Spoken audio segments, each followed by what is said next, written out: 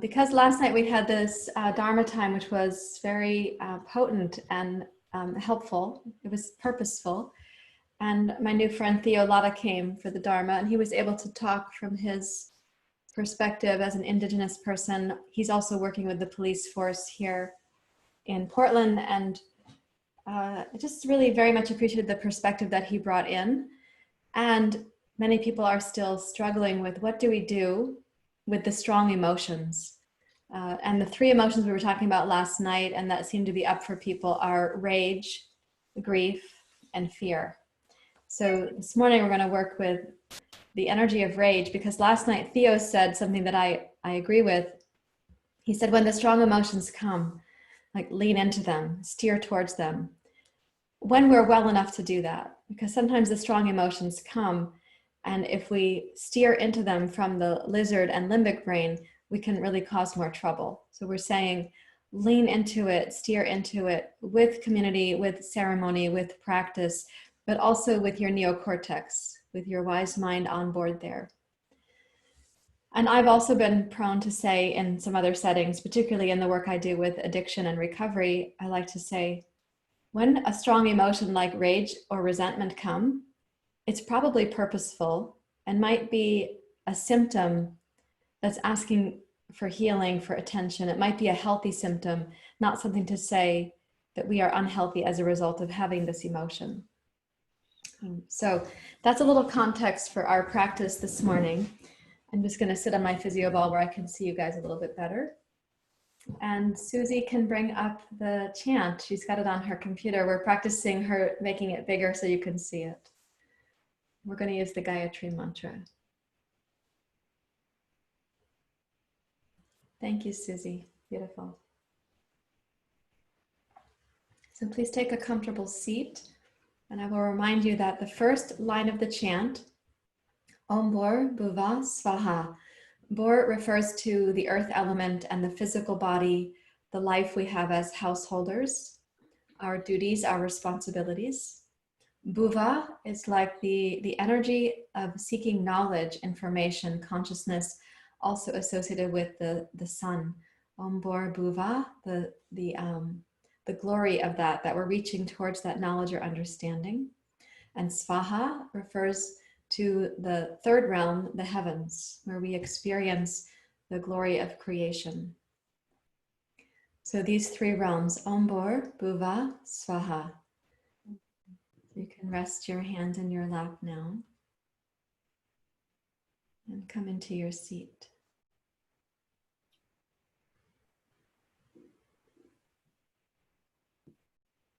You're arriving on your yoga mat from whatever your excursions have been this morning. Some of those excursions have the past infiltrating through them. This is very natural and normal in the human species. Sometimes it's past habit that helps you structure your morning, how you make your tea, how you go for your walk. Also, past impressions in the sense field help us to interpret the present moment, sometimes wisely, sometimes less wisely.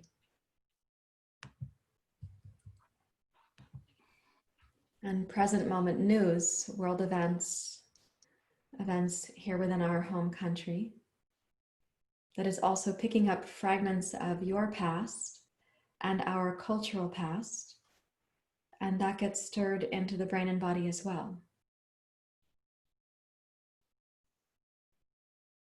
So as you arrive, accept that this is the nature of the human brain, and the past might be seeking healing or resolution, understanding, or action, wise action.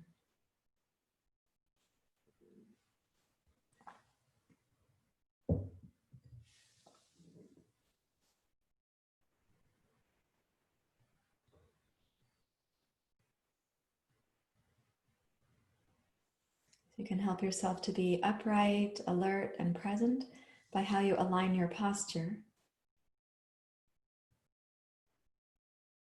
Let's think of the breath as happening on this vertical plane, from the base of the spine upwards. And then the heart happens in this three-dimensional sort of porous plane, going out to the lateral view, we say in the brain, going out to encompass the larger community, the heart, spreading itself and its care for all beings, near and far. We do need this internal lighthouse or antenna, this place where we stabilize, so that our heart is capable of that. So please deepen your breath, inhaling and exhaling through your nose.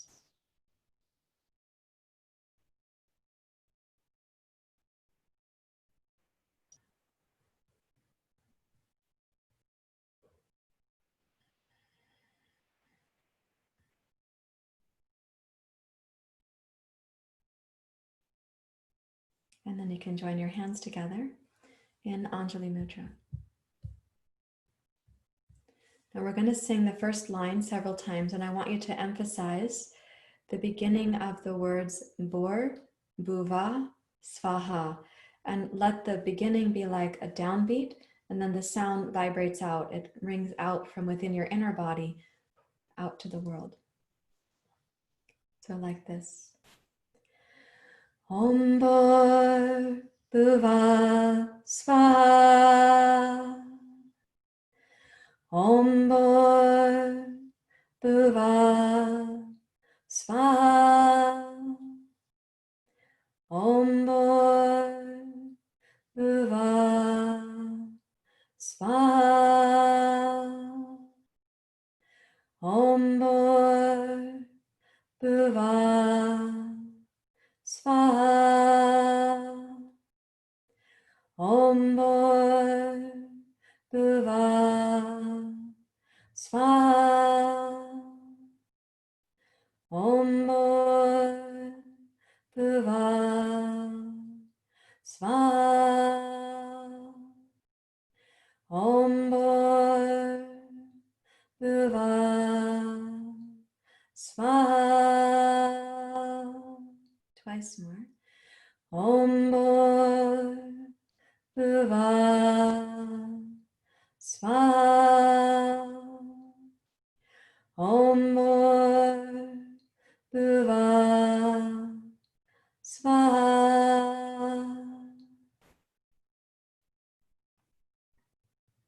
Notice the influence of that being rhythmic, purposeful, including the rhythm of the breath to do that.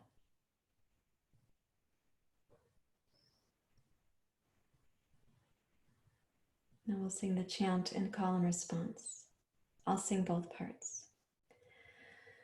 Om Bhur Bhuva Svaha. Om Bhur Bhuva Svaha. Tat Savitor Varenyam. Tat Savitor Varenyam. Bhargo Devasya Dhimahi. Bhargo Devasya Dhimahi. Dhiyo yo na prachodayata.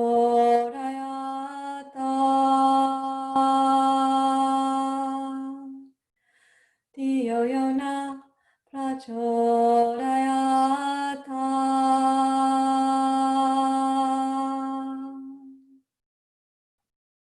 Now once together. Om Bhur Bhuva Svaha. Tat Savitor Varenyam. Bhargo Devasya Dhimahi. Dhiyo yo na prachodayata.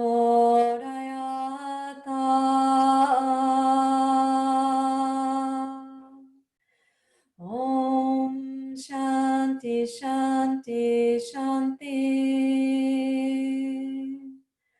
Hari Om. Shri Guru Pyo Namaha.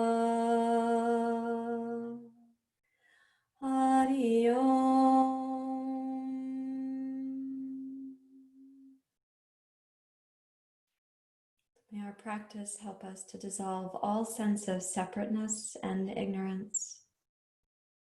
May we be able to see clearly, to speak clearly. May our hearts be capable of compassion and action. May we practice discernment and wisdom. May our vitality not be blocked by unresolved emotions. May we have a felt sense of the tribe, which is our deep responsibility. So you may bow your head to your heart. Release your hands. We're going to do a short seated practice for pranayama, and Susie can come back to me away from screen sharing. Thank you very much. Okay. So as you're sitting now, please clasp your hands and push the heels of the hands forward, round your upper back and broaden like you're doing cat pose. Let's take a deep breath into the low belly. And then exhale, pull the palms towards your heart, squeeze your shoulder blades towards each other, raise your chest. Inhale to go up. Exhale out through the mouth.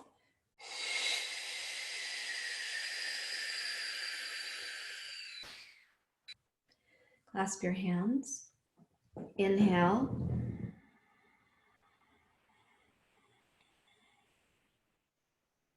Exhale, draw towards the heart. Lift your chest, squeeze the shoulder blades. Inhale up. Also look up, please.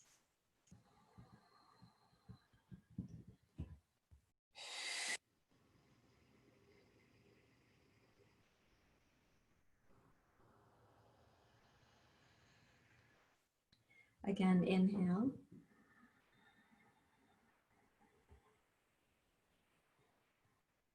Exhale.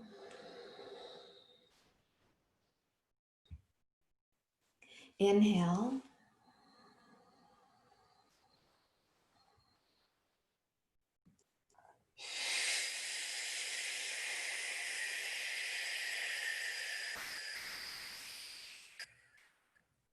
Once more. Inhale.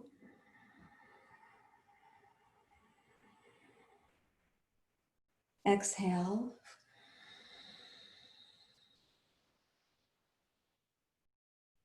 Inhale.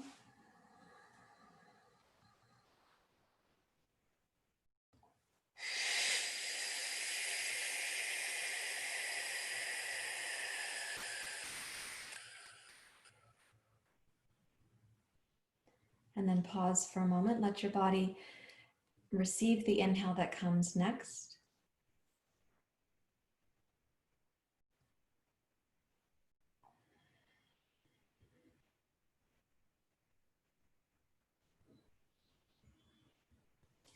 Okay, now we're going to put the palms together in Anjali Mudra. We're going to go up with the inhale. On the exhale, we're going to reach forward and down towards the floor.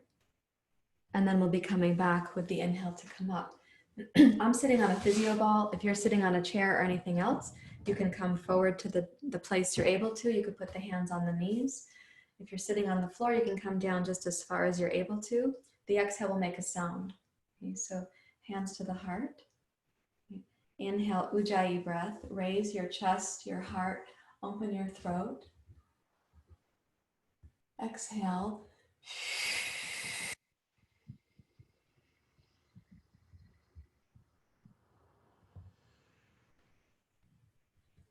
Back up to sitting, hands to the heart. Inhale.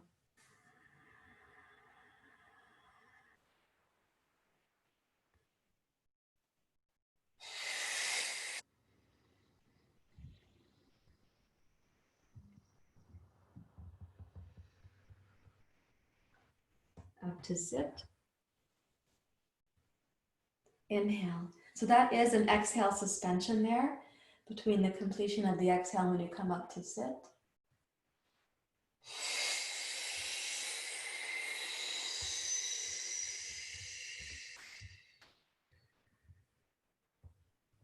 Up to sit. Last one.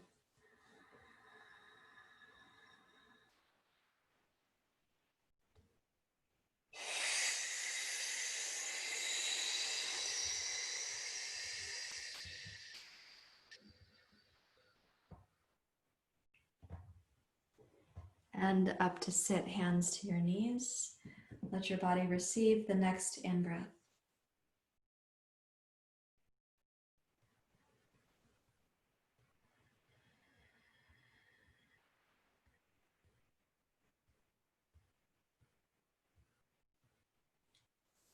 And then please come up to standing for a practice that really helps to move energy. It's actually called the breath of joy. I'm going to ask us to think of it as a breath of releasing.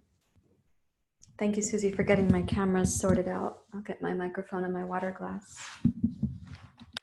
So this is for releasing energy. We do use these fists. I sometimes like to call them like pom-poms. So it's like inhale, we go forward.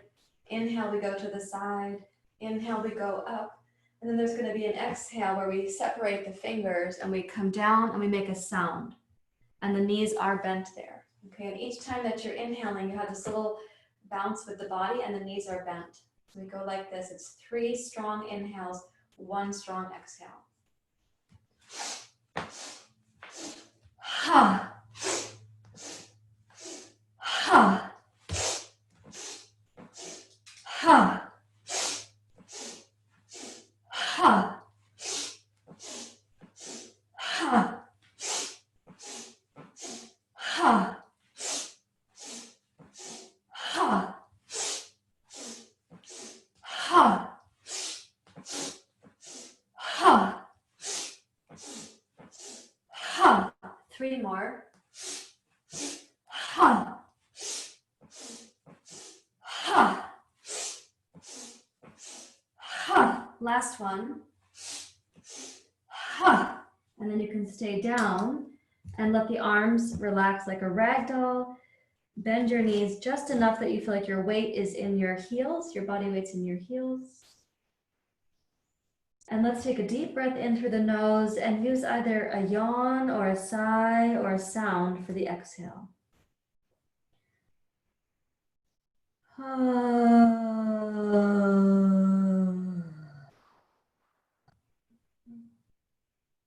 Let's do that 3 times.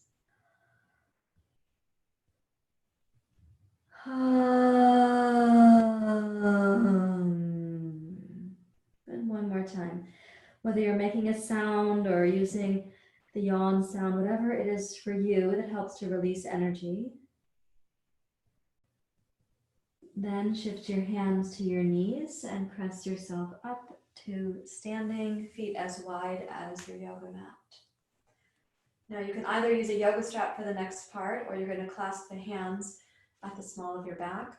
I'm going to show with a yoga strap today because it helps people to learn how to do it.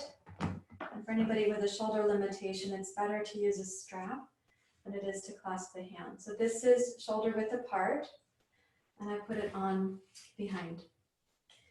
And the palms face each other. So what we're going to do here is press the shoulders back. You can bend the elbows a bit too. Whether your hands are clasped or in the strap, bend the elbows. And as you roll your shoulders back, lift up with your chest and heart. Squeeze the muscles at the back of the pelvis, your butt muscles, so that your hips can come just forward, maybe in line with the toes, not any further forward than that. Lift up through your heart, and then inhale.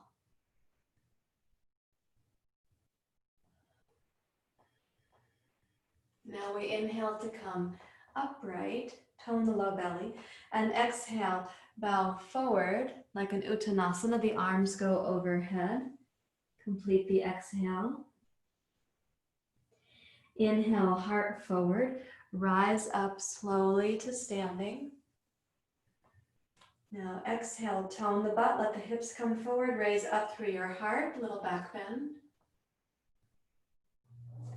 Inhale, upright, tone the pelvic muscles. Exhale, bow forward.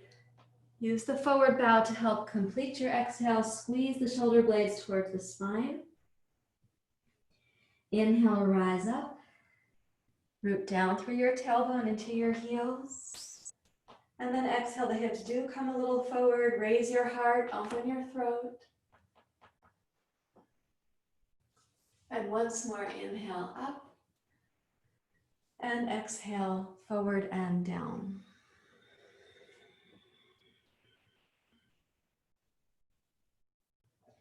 And then inhale, forward and up to standing. If you're using a strap, catch it in one hand, let the arms relax.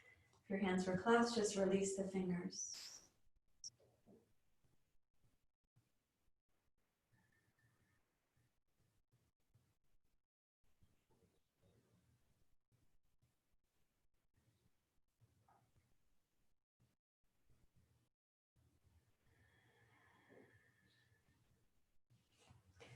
Okay, and now we're going to take one more sort of kriya. You might call these kriyas when you have these little moving sort of vinyasas or breath experiences, like little kriyas to help move energy or to cleanse something. And this one we do stepping at the front of the mat. We're going to use fists again. So when you step backwards, it's like this, and you inhale through the nose. And when you step forward, we'll exhale out the mouth, and you make this stance like this. I always feel like a little bit taller and a little more powerful when I come here. I know I haven't changed in height according to your view, nor my reality, but there's a feeling of standing up, kind of in the strength of one's plumb line. So let's do inhale through the nose like this, left foot first. Exhale, right foot. Exhale, left. Right. Left. Right. Left. Right. Left. Continue. A little faster.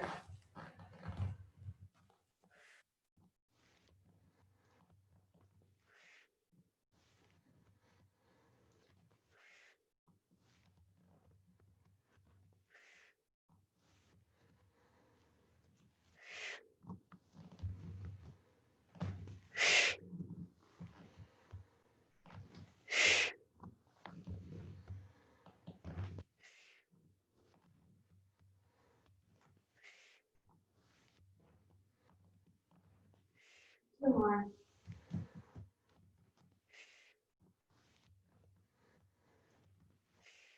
Now inhale.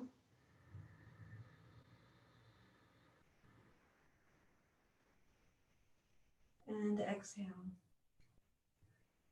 Let the arms go limp.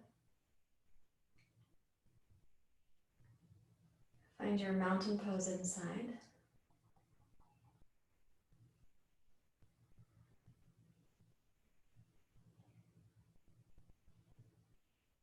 Of course, you might notice your heart rate, your body temperature, maybe the fingers tingle a little bit. And deeper than that, notice what's happening in the mind. Deeper than that, in the body of wisdom. Like a deep, quiet knowing.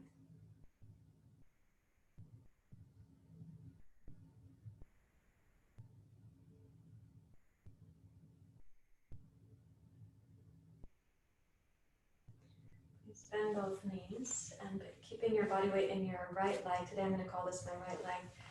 Step back with the left foot to Virabhadrasana 1 stance. So you've got the left heel turned slightly in. Aim your right knee straight ahead, please. Lift the pubic bone up. Lift in the inner body up to the heart. And then inhale. Sweep the arms up. Clasp your hands. You can point the index fingers if you like that gesture. And as you are reaching up, keep your left heel grounded. Left toes rooted. Make the breath long and smooth. Zip the pubic bone up. Raise your heart and your gaze. Imagine your arms like an arrow.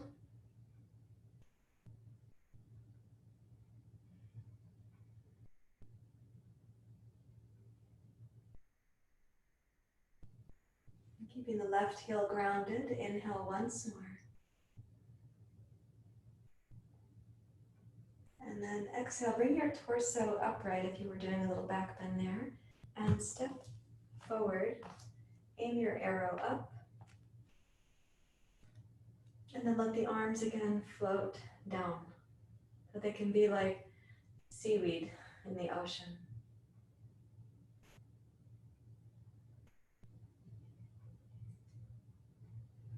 The yoga poses do have these constellations inside, like constellations in the sky, but they're constellations of energy, marma points, the chakras, the vayus. So just notice, you don't have to have the Sanskrit words for those things. Notice the echo. Bend both knees, and when you step back with your right foot, place the right foot into Virabhadrasana 1. So your heels are kind of lined up front to back, heel to heel, or wider. Wider if you have need of that because of a sacroiliac issue or hip flexor issue, whatever that might be for you. Okay. Root your back heel firmly. Zip the pubic bone up. If it's not possible to move your pelvis once you've stepped backwards, make your stride shorter from front to back. And root down into your left heel. And then turn your palms up. Raise the arms. Choose the other interlace for the fingers. Always feels a little bit funny. And as you establish the foundation, now come into a smooth, long breath cycle. Lift your gaze just above the horizon if you can still keep your balance.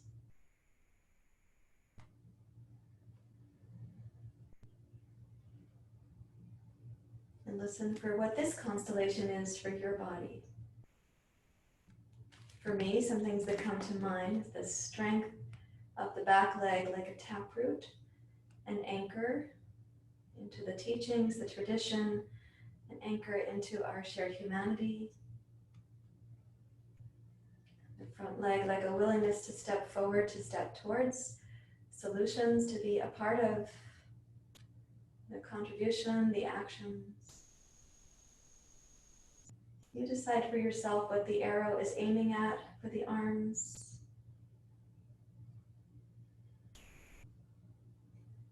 Now keeping the inner belly toned, as you exhale, bring your torso upright and then float yourself forward so that your right foot comes up to mountain pose. Reach up and then let the arms just drape down like heavy curtains, like the hanging plant in the house or in the garden. And traveling through the physical body, the energetic body, past the mental body, into the body of deepest knowing, where you already know deeply what is our duty, what is our responsibility.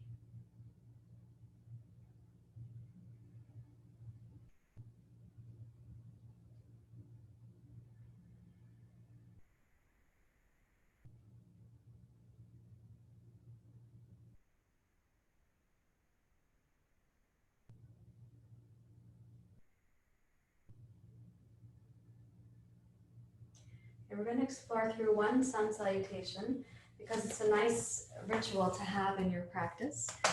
And then I'd like to explore a couple of twisting poses. And those, I'm going to be purposely adding compression to the belly. So that purposeful addition I'll talk about when we get there. But right now, I do want you to have a sense that you can breathe really freely in the mid-torso. So make the choices in your practice of Surya Namaskar that let you have that sense of expansiveness. Please bring your hands together.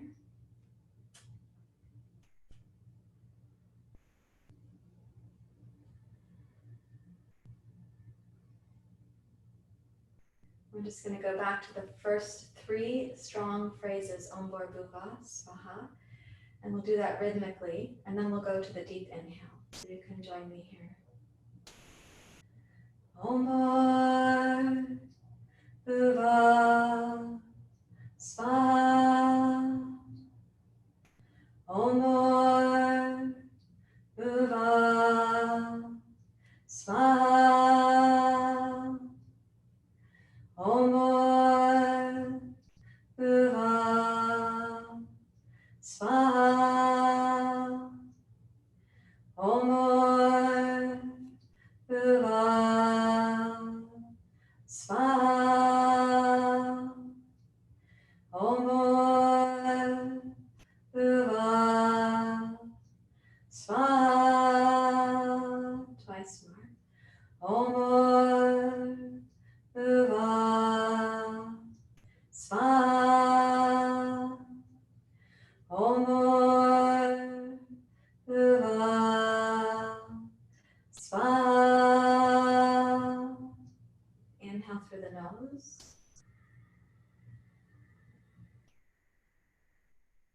Exhale, release your arms, palms face forward. Inhale, rise up. Let the hips come just slightly forward in line with the toes, perhaps, as you back bend. And then exhale, hands to the heart and down to Uttanasana. Inhale, glide forward. Okay, left foot back. This is for crescent lunge. Inhale to rise.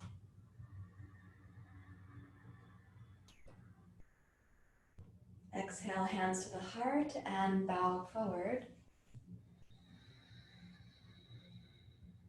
Inhale, float forward.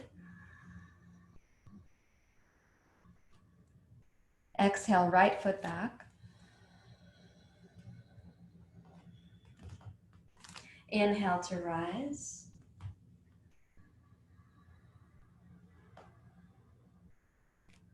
Beautiful. Exhale, hands to the heart and forward. With your blocks, downward dog pose.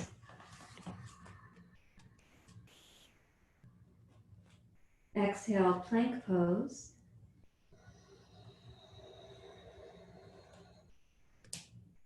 Inhale, Urdhva Mukha Svanasana, upward facing dog pose. Exhale, plank pose.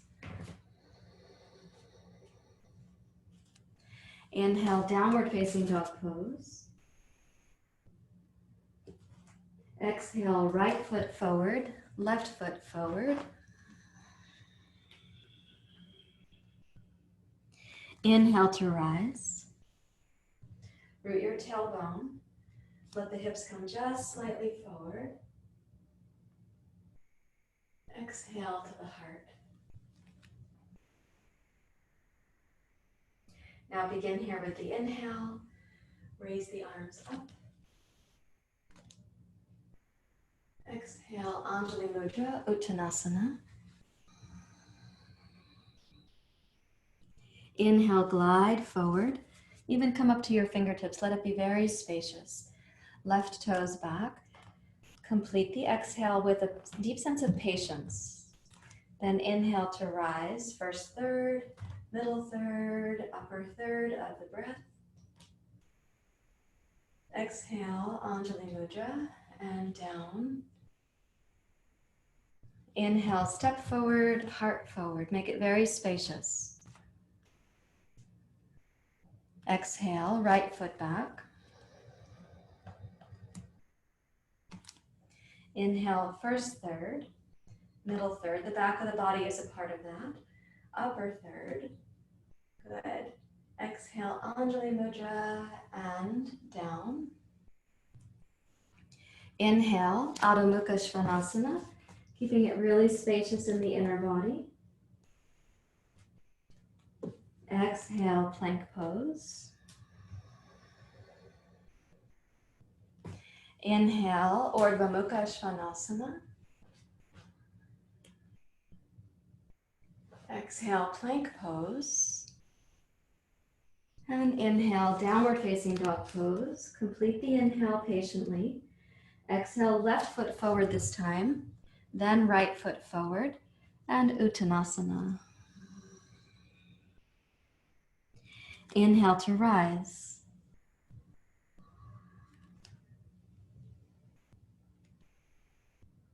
And exhale to the heart. Pause right there. Om Bhagava Svam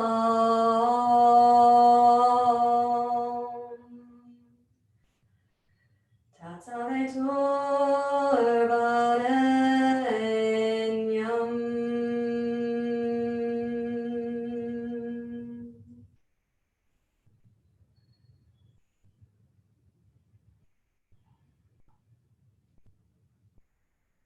Now we're going to explore these twisting poses where there is deliberate compression. And I'm going to give you a profile view because it's easier.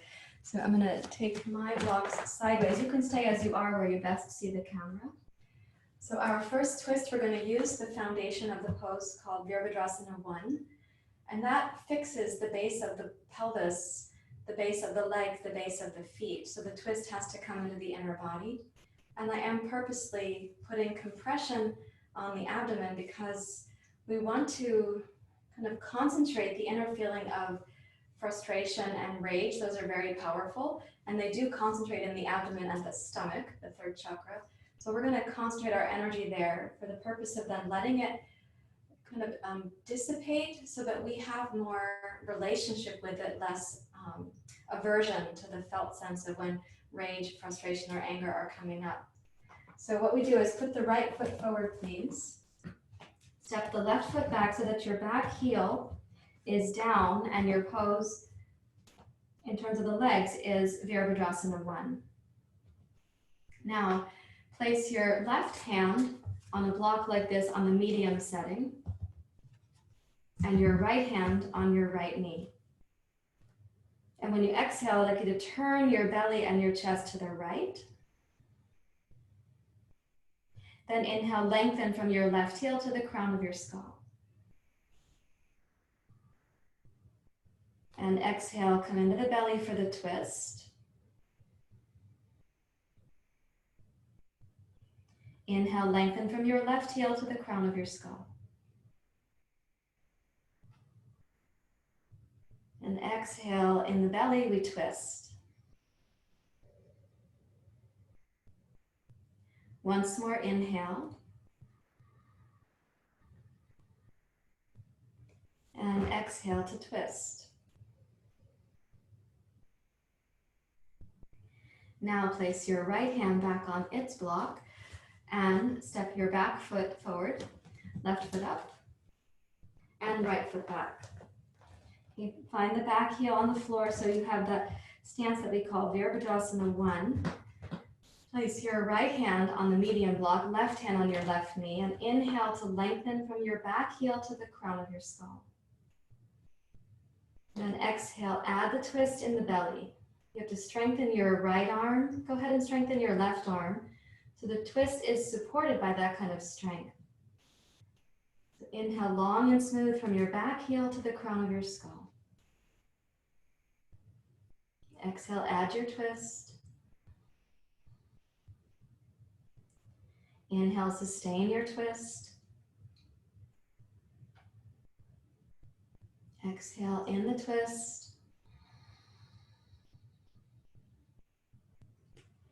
Inhale to sustain the twist.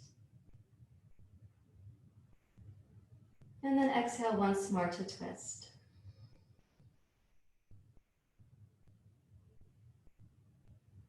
And release your left hand back down to its block. Right hand to its block, step forward.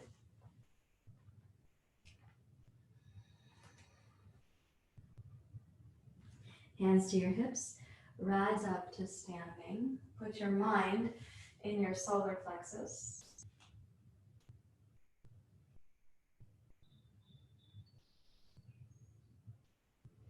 Try to sense your capacity to have less aversion for rage, when rage is a symptom.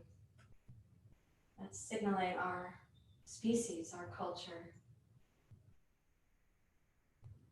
And it's also signaling our individual personhood about our responsibilities.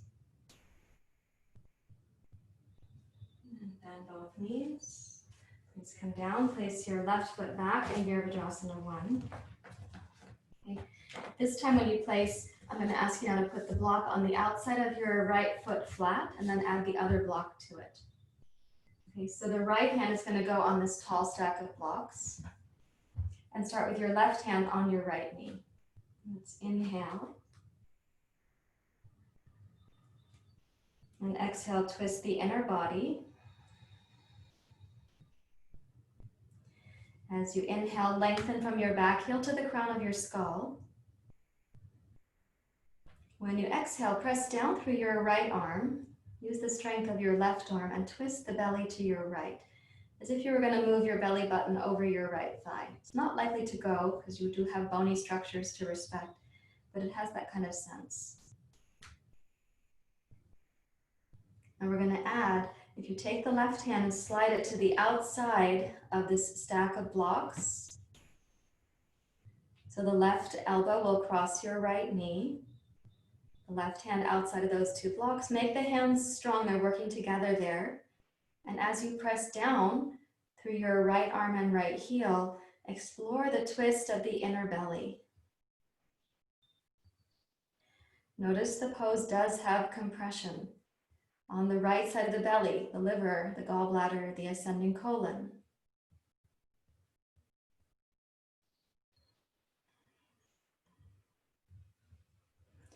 We don't generally want compression like mentally or emotionally for a long time, and we look for our decompression strategies. For some of us, that's exercise or yoga. For some people, it's alcohol or substances. For other people, it's in art or movement. Sometimes it's gardening, sometimes riding a bike, sometimes it's in judgment, it's in discord.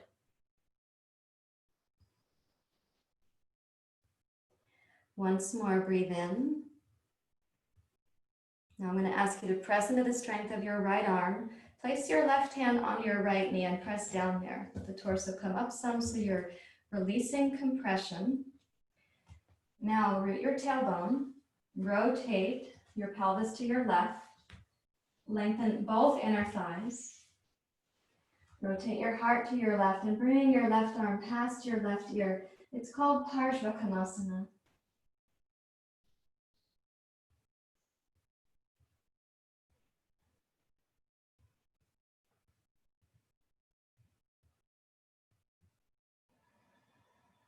Breathe in one more time.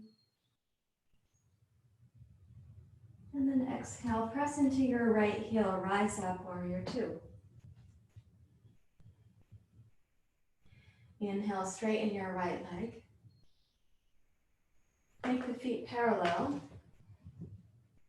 And then come down to a wide leg forward bend. So you have a moment of compression, compression, compression, the release of compression. Now, let the torso and the lungs be upside down for a few moments. And again, I'm going to ask you to do your best to release aversion to the importance of rage.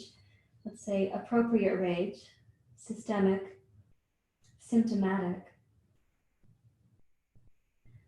And increase your capacity to be with it, to be understanding, curious, compassionate, present, whatever words are really suited to your experience right now.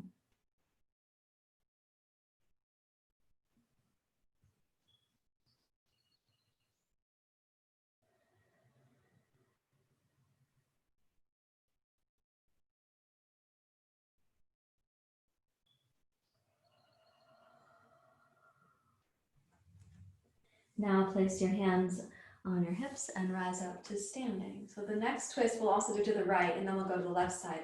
And on this one, for some of you, I know you, and it's going to be helpful to have a blanket for the knees. I'm also going to use that so that the back knee in this pose, this is Ujjai Asana, and the back knee, the left one, is going to go, let me back this up so you guys can see better.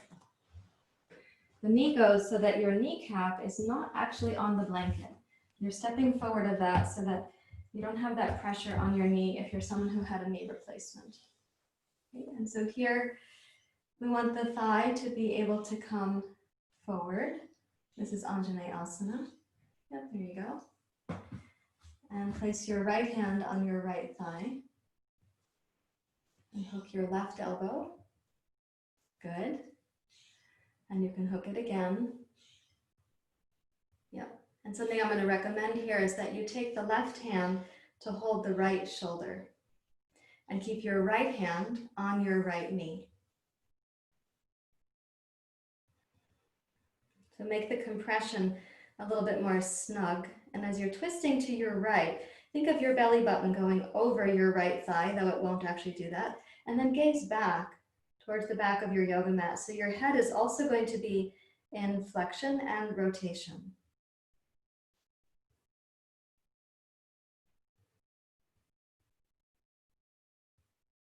And try to get a sense right now of the compression you are deliberately engaging in. And the twist of the inner belly can be kind of refined with each exhale.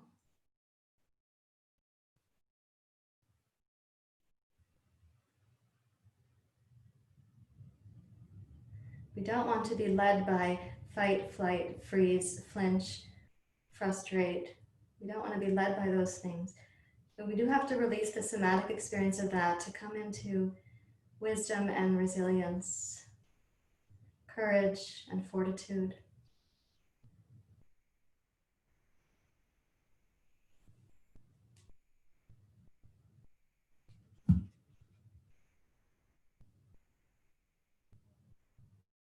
And as you next exhale, then release your left hand back to the block near your left shoulder and your right hand back to the block near your right foot. Curl your left toes under, straighten both legs. Let the pose become more spacious.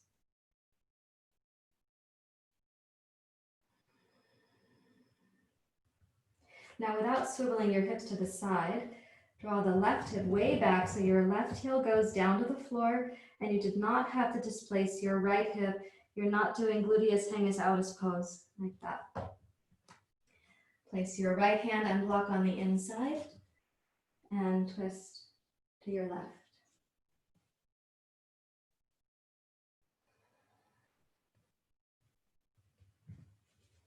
And raise your left arm high. I did put the block on the inside there, and that is a recommendation for you guys to have a little bit more freedom for the twist in the upper body, but not less integrity for the legs.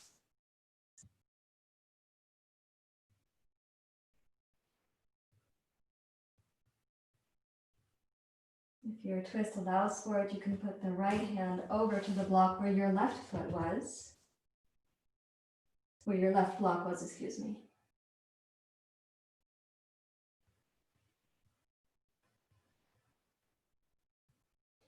And then exhale, bring your left hand down to the left block, right hand to the right block. Position them so you can easily bend your front knee, and you're going to step forward with the left foot and then step back with the right foot. And bring your right shin down. Encourage the hips to glide forward. You place your left hand on your left knee, cross your right elbow over your left knee. And with your right hand, go ahead and hold your left shoulder. And gaze back towards the back edge of your yoga mat. Press your left hand firmly into your left thigh so that your twist to the left is in the inner belly and it's consistent and steady.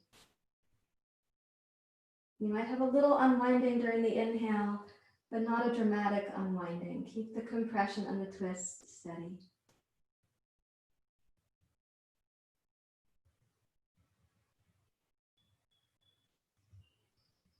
Do your best to breathe into the back hemisphere of the body since the belly is compressed.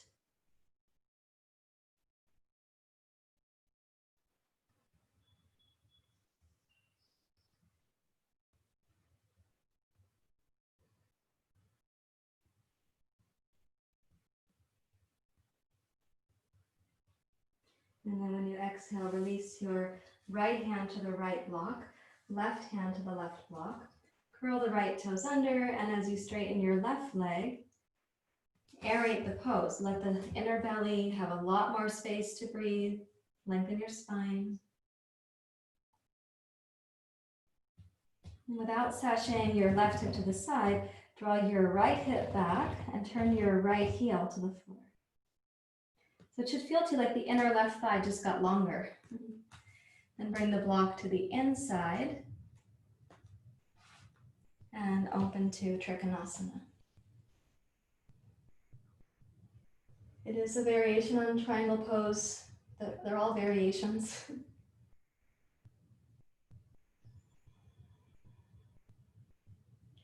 Root down from the back of your sacrum to your tailbone to your right heel.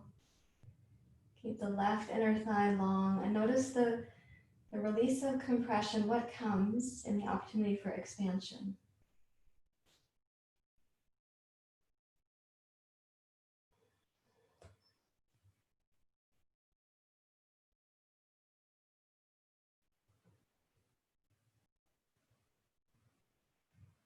And if your twist invites it and feels stable enough, you can put your left hand on what was the block for your right hand.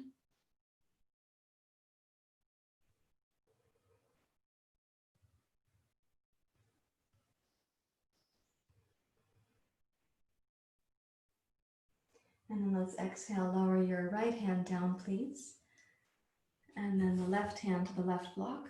Position them so it's easeful for you. And then when you get ready to step forward, float your left foot up.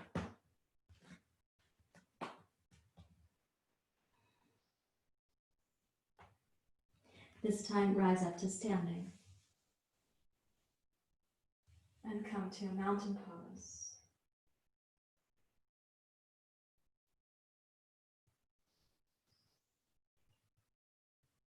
Now I'm going to turn to face the other side of my view for you. So we can do the Virabhadrasana 1. I'm going to turn myself around completely. So you have your left foot forward.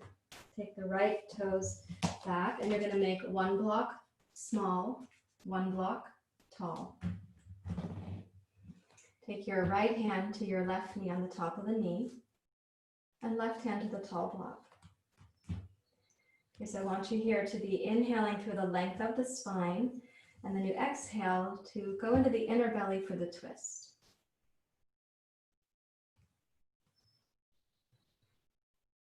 Do that a few times where you can sense you have to use the strength of the arms and a kind of deliberateness in the inner belly also.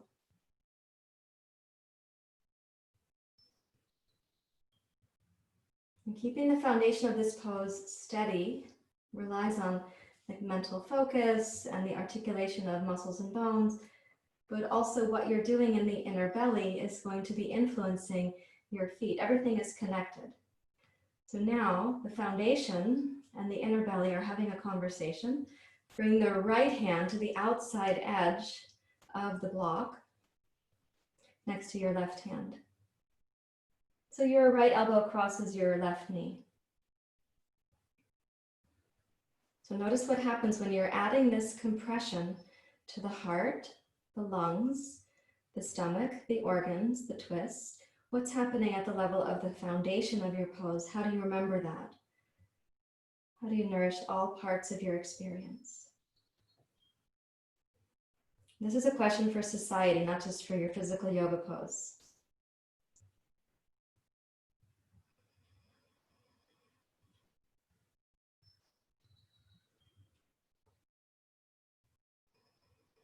Now you're going to press strongly into your left hand and arm. Release your right hand and start to rotate your pelvis to your right. Lengthen the left inner thigh.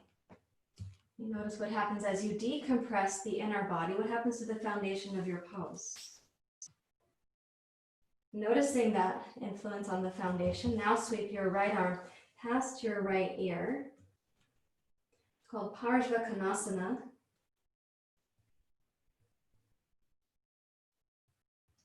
So notice in the decompression of the inner body, what is the quality of your foundation? And the breathability of your experience. What is your sense of your stamina or clarity, your purpose, your direction?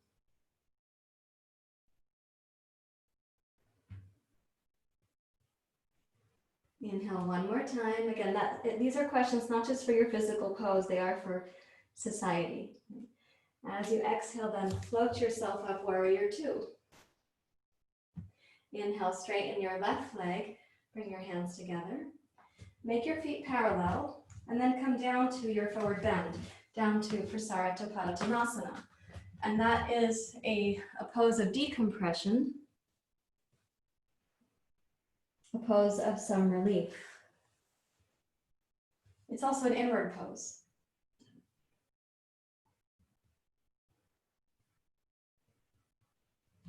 So in the physical body, everything is tied together.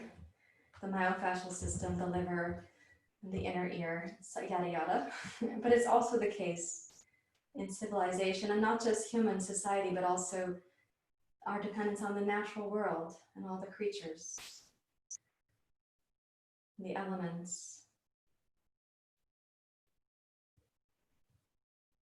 So you're in Prasarita Padottanasana, wherever you landed on your yoga mat there. Now walk yourself into Adho Mukha Svanasana, downward facing dog.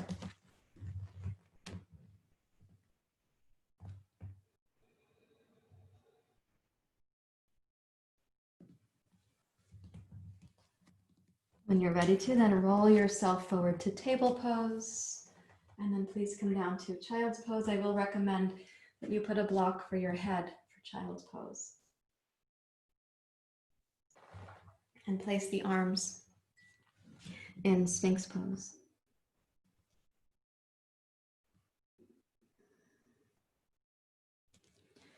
Child's pose is also a pose of humility, of the surrender. You give yourself over to the teacher or the teachings. We lessen our sense of our self-importance in the way that it goes out of balance, and we increase our sense of dedication to the welfare of all.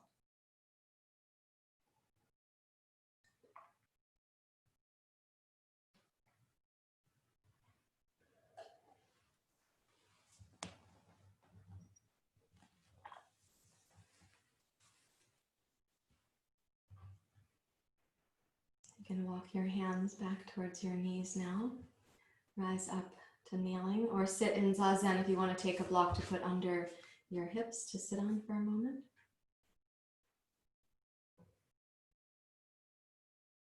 Listen to what stirs in you. So decompressing the heightened expression of an emotion like rage means that we get to stretch that emotion out in the body. We get to feel it. We might discover its purpose, its unmet needs, its wisdom. We might discover the action it's requiring of us. We may also discover our resistance to it, but I'm going to ask you to really reconsider that we don't have time as a species to be in resistance to the powerful emotions that are giving us direction.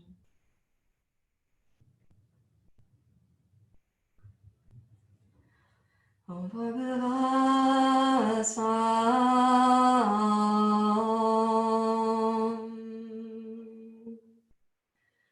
Tatsavitur Varenyam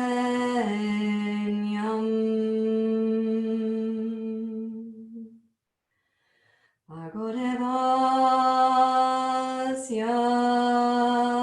Dhimahi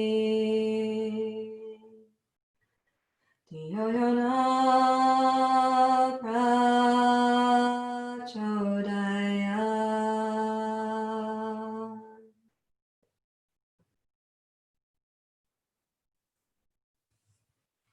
Okay, I'd like us to take that same blanket you just had a few moments ago, and we're going to roll it purposely to use for the hips. So you take the blanket and you roll it one length to the other length, and please be firm about it. I don't want it to become lumpy or too squishy. And you place this like so for the pelvis. And we're going to lie on the, let's do it on your right side first. So when you first lie down, you can take the right arm like a pillow and stretch the right leg so it's straight on the floor like this. And you are on that blanket so that your outer thigh bone, which is called the greater trochanter, is below the blanket. And your ilium bone, your hip bone, is on the blanket. So this is my ilium bone here on my left. And you see if you trace it down, it's here on this side of the blanket, on the right side. So those are the ilium bones right there. And then you can bend the left leg and just step it forward, wherever it's comfortable. If you got your blocks, you can use them as a little patio. What I want you to be is on the outer right hip. And then lift up your right leg. You have to use the inner thigh. As you sustain that lift, start to gently glide your right heel slightly back. You're not taking the lower back with you. Squeeze the back of the right butt, back of the right hip. Breathe in. You're just lifting your leg, up above gravity. So notice what it takes to be smooth, consistent, and steady. To aim deliberately. So the right heel's lifted, and you take the leg just slightly back behind the plumb line, and you are resting at the outer right thigh.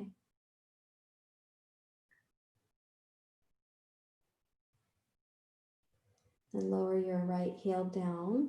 Now follow me, roll onto your back. So you have your sacrum on the back of the blanket, and hold the back of your left leg. Lengthen through your right leg. We're trying to get the psoas to release through here. Watch out for hair clips.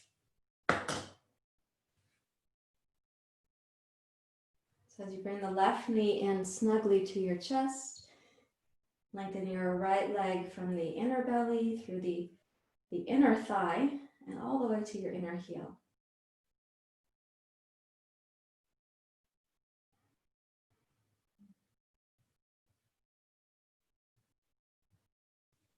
And then let's touch the left foot down. Be thoughtful. Okay. Bend your right knee. Now you should still have more blanket to go. And what you're going to do is you're going to take both knees up and both legs down onto the blanket on the left side.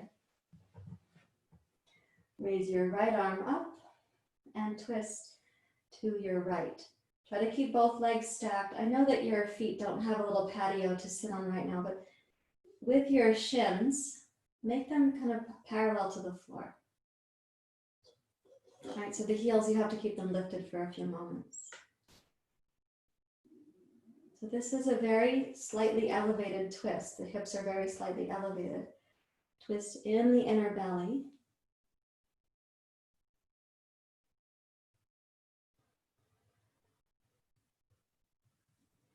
When you're exhaling again, try to release the understandably enculturated habit of aversion to the strong emotions.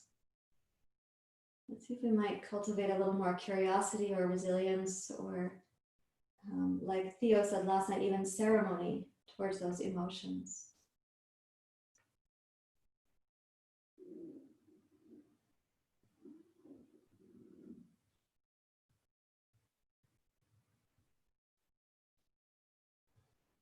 Now tone the low belly, and as you roll your knees up, the sacrum comes back to the blanket. Touch both feet down.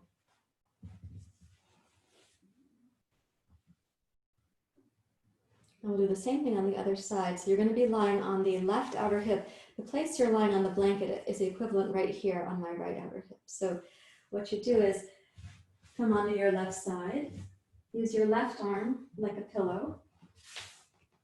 Bring the right leg forward. Look how fortunate I might just put my foot on the wall. You can put your right foot where you want to, but I'm really interested in your left leg, that you're on the outer left hip. And then please pick up the left leg using the inner thigh. Tone the back of the pelvis, so you are going to tone the left hip muscles too. And you just glide the left foot very slightly back without causing your lower back to arch.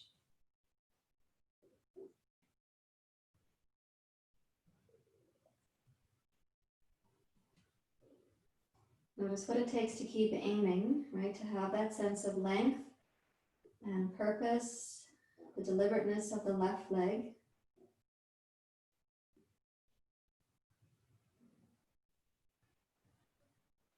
There are forces in the body that want to pull your left knee towards your chest right now. Partly that's your psoas and our sitting habits. So just know that there will always be forces that have habit, and you're working very thoughtfully right now with this one.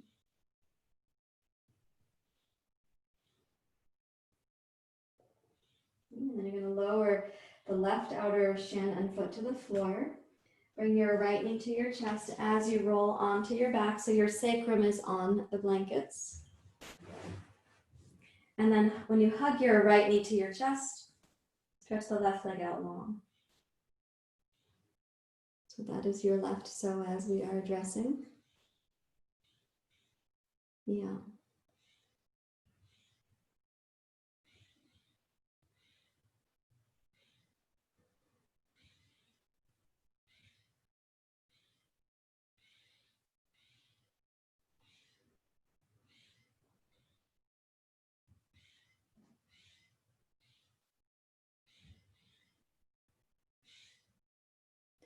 And keeping the left psoas, the inner sense of your psoas.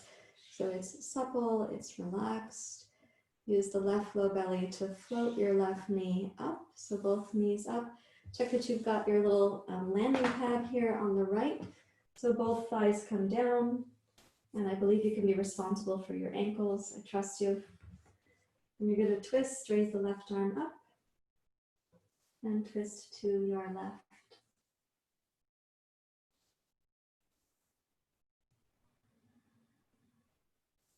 Do your best to keep the legs as a unit so the knees are not becoming staggered. The left thigh reaches long into your left knee. And again, you will find that there's going to be patterns in your physical body, forces of habit that want you to just repeat the habit. For one of those, for example, is that the left hip would like to slide back right now. For most people, that's a strong habit in this twist. You could put your right hand under to support the left shin.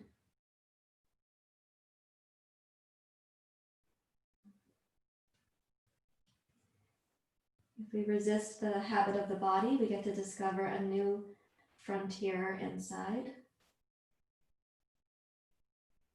Same thing, of course, in society, not just in the physical body.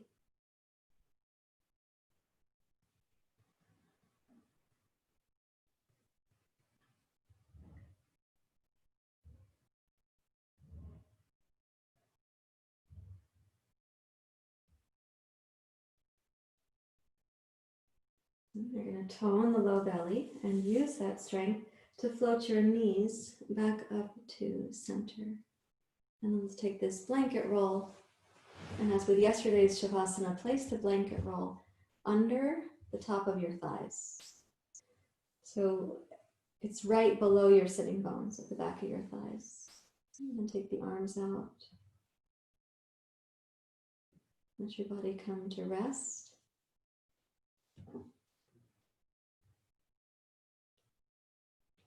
Very good, yeah. And if you have things like an eye pillow or a sandbag you want to cover up with another blanket, please make yourself comfortable.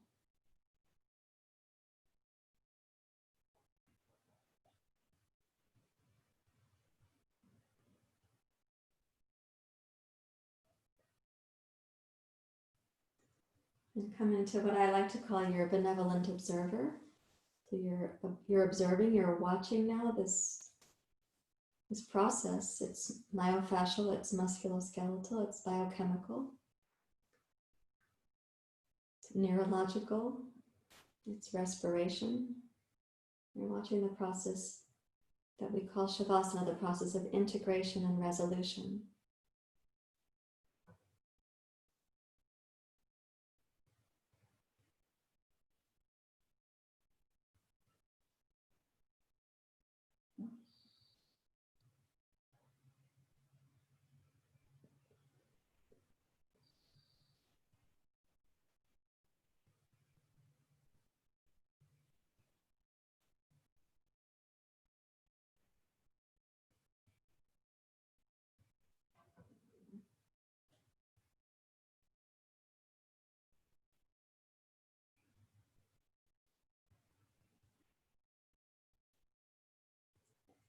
If you find a place in the body where you can really observe that process, stay with it. Like how maybe the fingers become more and more relaxed, or you sense the weight of the arms against the floor. You listen to the sounds of your digestive system turning back on.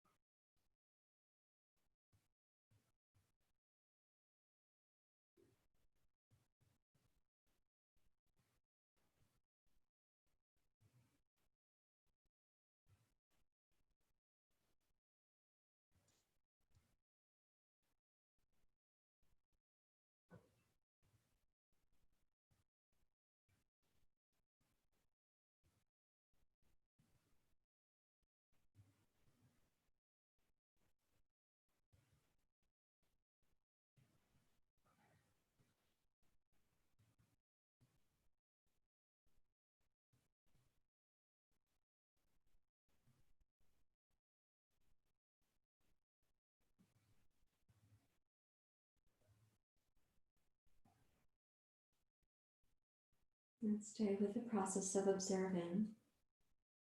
The physical body becomes heavier, more deeply still.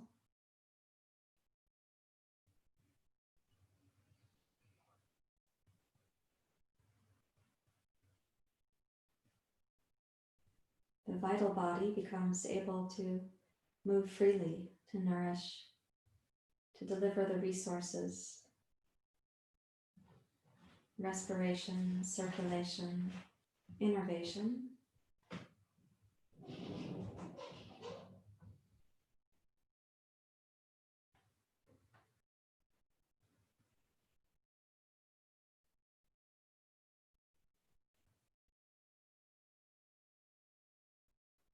The mental body, and just release the mind habits, the mental dust bunnies, the thought clusters.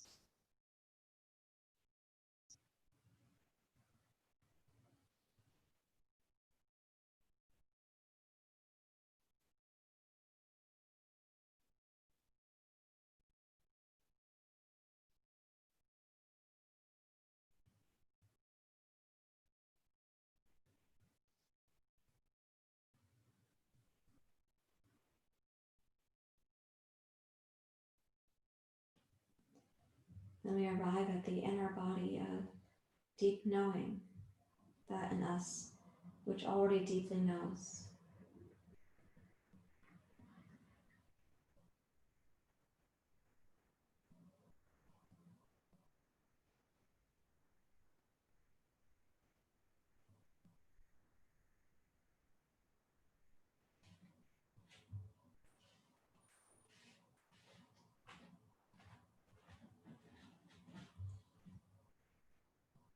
And deeper than that, we are welcomed back home to what I spoke about last night, that indwelling suchness,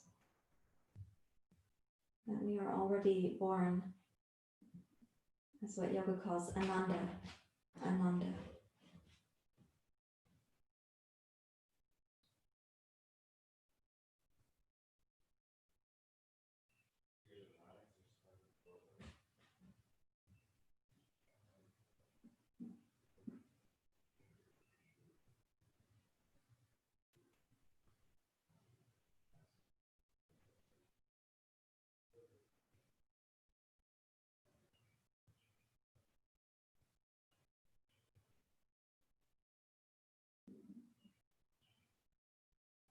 To allow the rest to go more deeply yet again.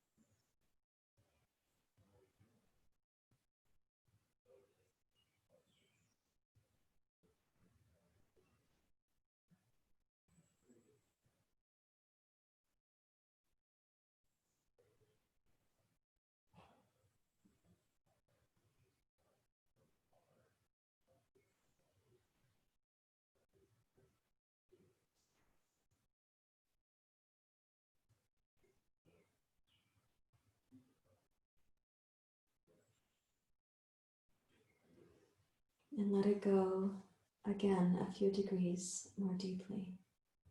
Physical body heavier with relaxation. The vital body more free to nourish you.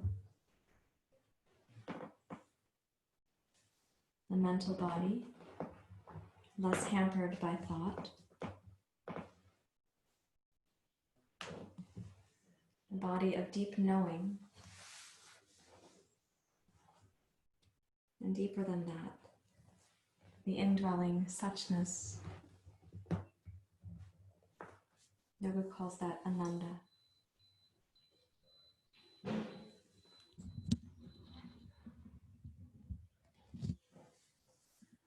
Om Bhagava Svam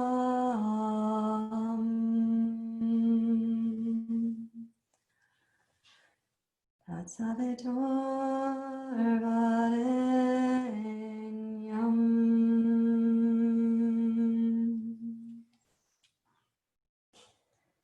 Bhargo Devasya Dhimahi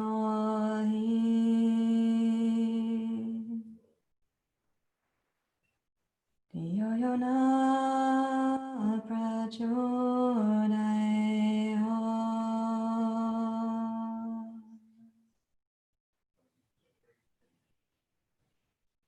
Om Bhagava Svam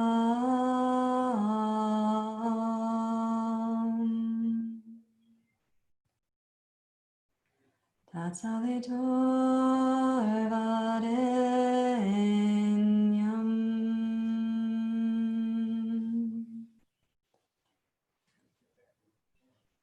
Bhargo Devasya Dhimahi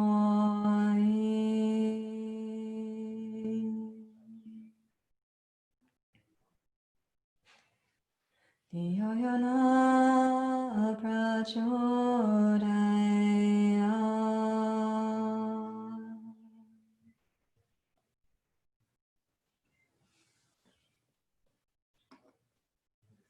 Now very lightly, welcome awareness that lets your breath return a tiny bit deeper.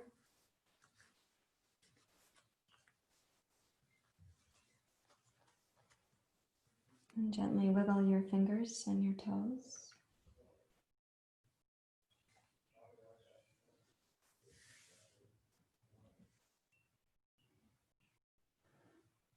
And please bend one knee at a time.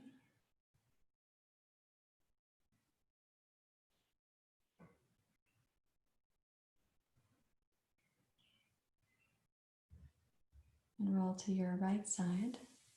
We are going to make our way up to sitting for meditation.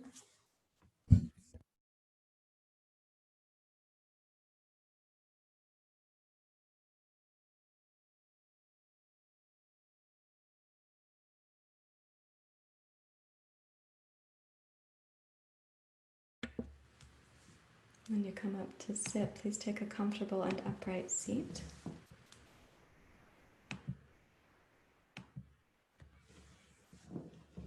This meditation is based on cultivating inner resilience, so I'd like you to be comfortable and not distracted.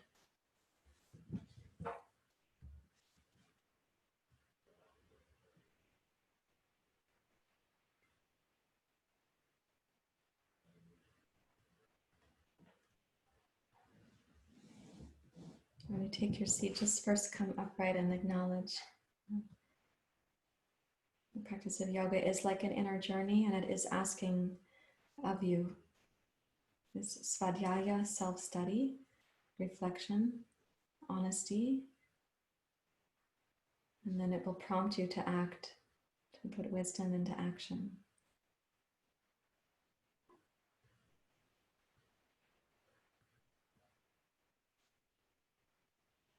So just for a few moments, as you locate inside the inner feeling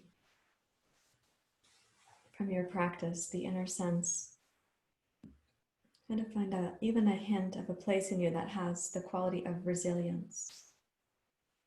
It might be a feeling of flexibility or groundedness, a feeling that you could welcome what arises, that you don't need to retreat from life right now. As you locate that place of resilience, rest your attention there in your body.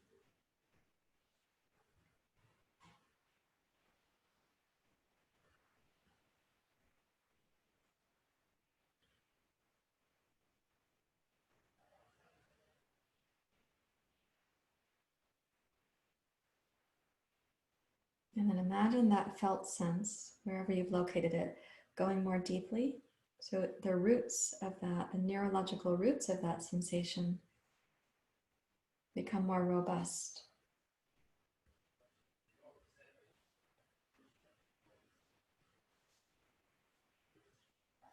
You can imagine that like the roots of a tree, not like a willow tree, which has more shallow roots, but the roots of a tree that goes deeper.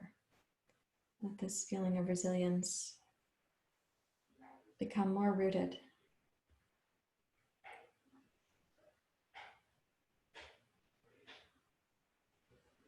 And then allow that felt sense to become a little bit larger, as if the tree were extending its branches, these neurological branches. Let this felt sense encompasses a bit more of your inner body.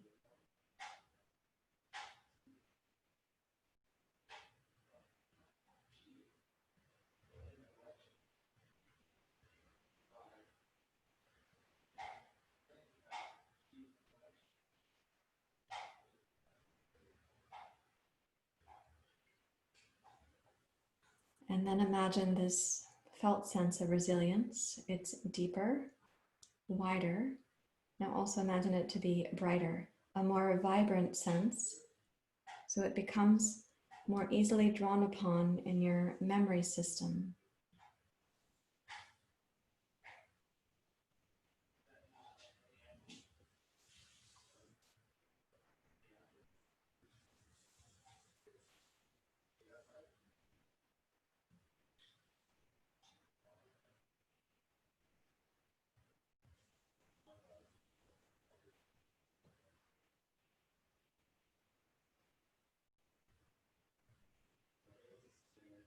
And now in your inner body, imagine everybody else in the class practicing this. They also want their resilience to go more deeply, to be a little bit wider, to be brighter, so they remember it more easily.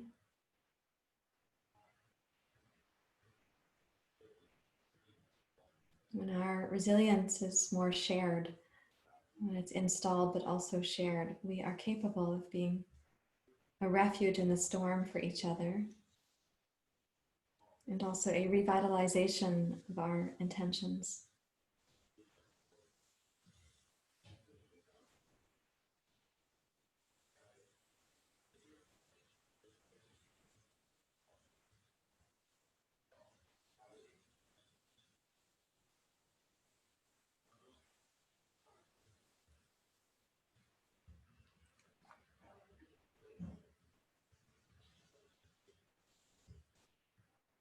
You can rest in this inner sense.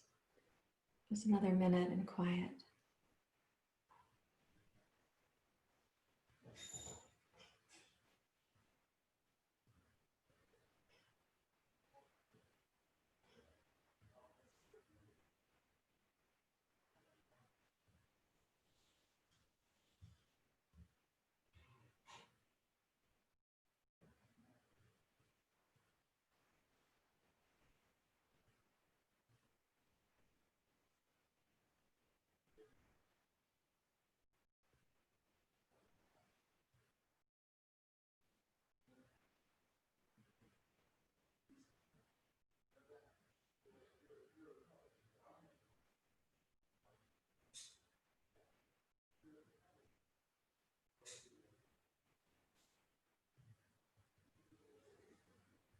And please bring your hands together at your heart.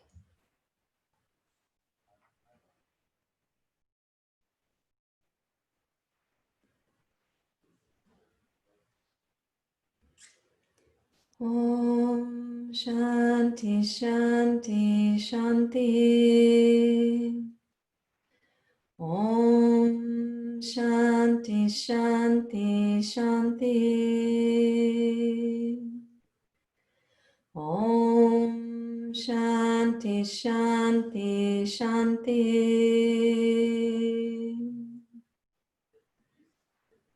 May there be peace within, peace without, and peace in all the realms. Thank you very much, everyone. Namaste.